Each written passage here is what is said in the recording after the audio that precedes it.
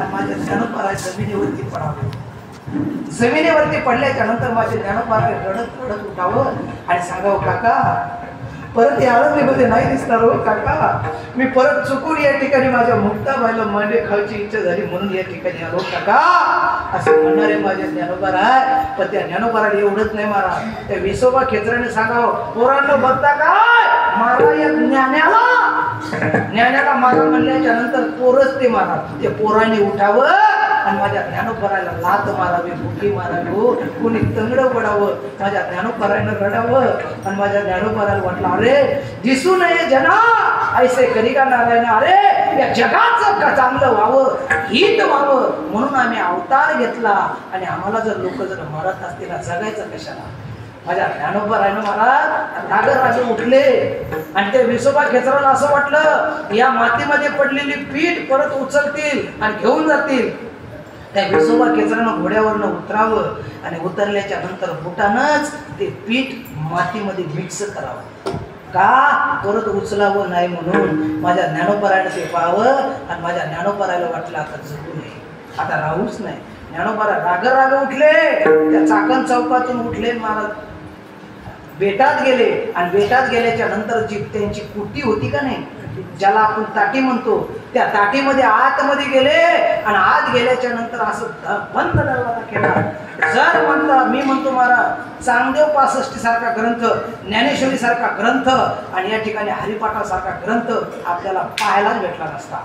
कोण नसतं तर माझी मुक्ताबाई जर नसती तर आपल्याला हे तिन्ही ग्रंथ आपल्याला मोकळले असते. पण माझ्या मुक्ताईनं पाहिलं आणि माझी मुक्ताबाई म्हणते, दादा अरे जीभ दाताने चाविली कुणी बत्तीशी पाडली करे दादा.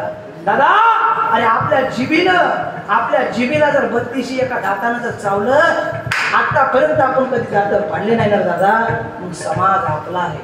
तुम्ही योगी आहात, योगी पावन मनाचा साहेब आपला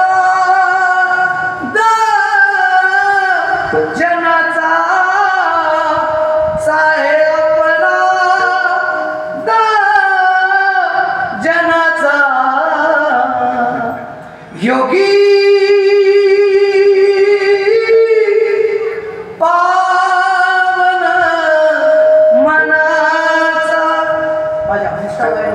करावं आणि माझ्या मुक्ताबाईने सांगू, दादा समाज आपला आहे. ताटी उघडा दादा, दादा समाजाला आपले जे बोलत असतात. महाराज माझ्या 5 वर्षाच्या मुक्ताबाईनं उपदेश केला आणि माझ्या ज्ञानदादाला, नाही तर त्यावेळेस माझे ज्ञानदादा जठराग्नी पेटून या ठिकाणी देह संपवणार होते. आपल्याला तिन्ही ग्रंथ पाहायला भेटले नसते, जे आपण आपल्या अख्ख्या महाराष्ट्रामध्ये ज्ञानेश्वरी पाहायला वाचतोय ना. एवढंच नाही तर आपण आषाढी वारी निघते ना पंढरपूरला, वारी सुद्धा आपल्याला पाहायला भेटली नसती. का माझी मुक्ताबाई जर नसती तर, कारण का संगतीने होतो पंगतीचा भाग. माझ्या ज्ञानेश्वर महाराजांच्या संगतीमध्ये मुक्ताबाई होती म्हणून या ठिकाणी वारकरी संप्रदाय जगला. ज्ञानदेव रचिला पाया उभारिले देवलया. मी म्हणतो या ठिकाणी संगती चांगल्याची का, बरोबर आहे महाराज. आज मुस्लिमाचा समाजाचा विचार करा, तिथला माणूस आज रमजान महिना चालू आहे, त्या दिवशी तो आपला बाप आपल्या पोराचं बोट पकडतो आणि मस्जिदीमध्ये नेतो आणि मस्जिदीपाशी नेल्याच्या नंतर तो पोर बाप म्हणतो, ये अपना अल्लाह है, ये अपनी मस्जिद है, यहाँ आने के बाद में 5 टाइम नमाज पढ़ना पड़ती है, यहाँ आने के टाइम में तेरे को कुरान हा ग्रंथ पाठ करावा लागेल, असा तो बाप त्या पोराला म्हणतोय.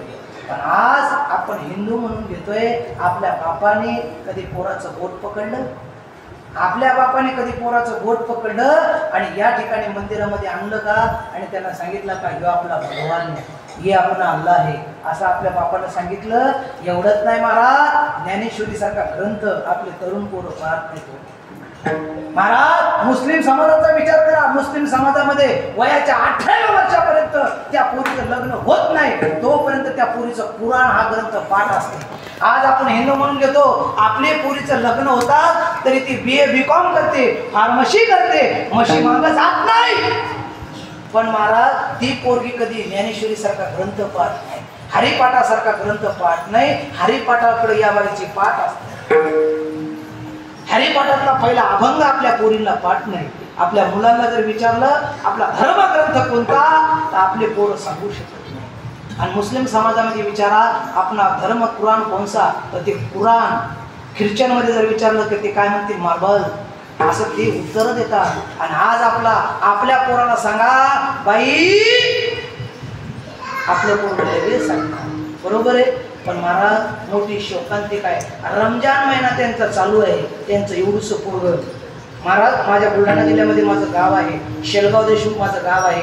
माझ्या घराच्या शेजारी मुसलमानाचं घर आहे. त्या घराच्या शेजारी एक 9 वर्षाची पोरगी आणि नवीन 9 वर्षाच्या मुलीनं उपवास धरला सकाळी 4 वाजतापासून तर 6 वाजेपर्यंत पाणीही पिलं नाही.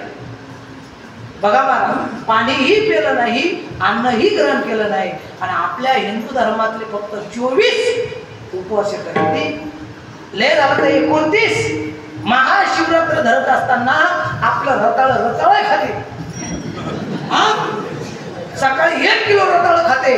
नंतरच्या मध्ये आई लगे शाबू करून देते. नंतर म्हणते आई बघा, आई चिवडा. पण तरी सुद्धा आपलं हिंदू म्हणून पोरगं, आपली मुलगी सुद्धा या ठिकाणी उपवास पकडू शकत नाही. ही मोठी शोकांती. माझ्या छत्रपती शिवाजी महाराजांना कुठं राहिलं दिल्लीतलं तख्त आणि कुठं राहिलं महाराष्ट्र. पण माझे छत्रपती शिवाजी महाराज त्या घोड्यावरती बसायचे आणि इथपर्यंत यायचे. अहिल्याबाई होळकरांनी काय केलं महाराज, माझी अहिल्याबाई होळकरांचे एक तत्व, एक निष्ठा असणारी माझी अहिल्याबाई होळकर, बरोबर आहे. पण त्यानं सुद्धा संगतीनं होतो पंगती झाला. जर संगती जर दुर्जनाची जर घडली तर या ठिकाणी काय होते महाराज, पतन होते. एवढा मूल्यवान हिरा, शास्त्राचा नियम आहे महाराज, एवढा मूल्यवान हिरा ढेकणाच्या संगे हिरा जो भंगला, कुसंगे नाडीला साधू जायचा. एवढा मौल्यवान हिरा, पण त्या हिऱ्याला जर बाजारात जर नेलं तर एवढी किंमत आहे. आणि तो जर मौल्यवान हिरा जर आपल्याला तपासायचा असेल तर त्या हिऱ्याला ऐरणीवरती ठेवायचं आणि बिसाड्याचा घन मारायचा. घनाचा चुरा होते पण हिरा फुटत नाही. पण बरोबर आहे, तोच हिरा त्या ऐरणीमध्ये शिरतो पण फुटत नाही. पण त्या हिऱ्याला ढेकणाची संगत जर झाली, कुसंगे नाडीला साधू जायचा. तोच हिरा ज्यावेळी ढेकणाच्या संगतीमध्ये जर गेला तर भंगून जातो. दृष्टांत सांगतो, सिद्धांताकडे परत येतो. दृष्टांत काय, आपला